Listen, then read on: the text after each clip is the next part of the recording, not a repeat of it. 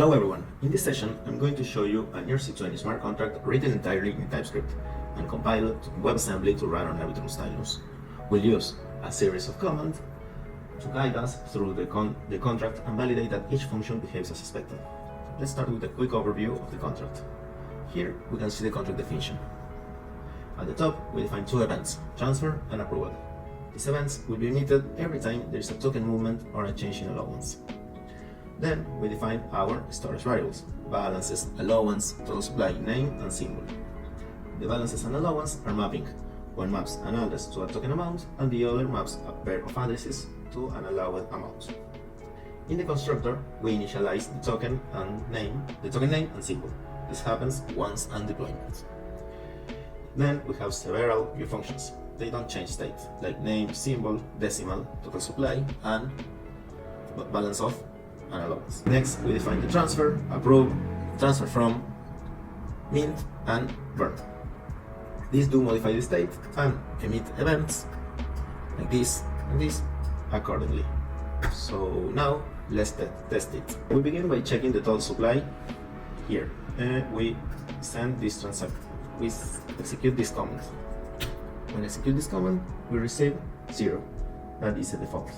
Then we mint 1000 tokens, sending this transaction. Now that the transaction is emitted, we can see here that we have the contract address, the owner, and the amount that we want to mint. So now we can check the total supply after mint. We check and we can see here that we have 1000 tokens emitted.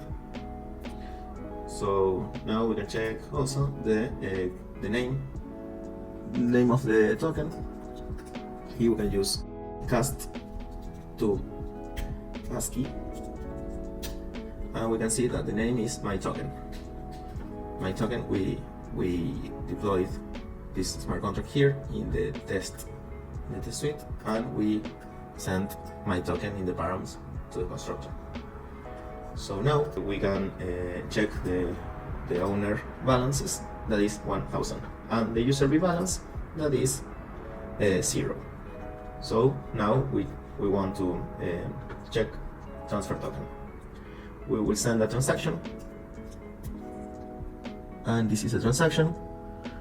Here we have the event emitted, we have the address, the topics, and the data. That is 0x64, that is 100 in decimal. So now we can check here the balances after transfer, and now we have 900, and the user B has 100 tokens. Finally, we're going to burn some tokens, 30 in this case. So we're going to send a transaction, and if we check the total supply again, and now we have 970 tokens, and the owner balance is decreased to 870 tokens. So that concludes our walkthrough.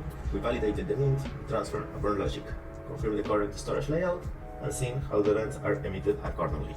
Thanks for watching.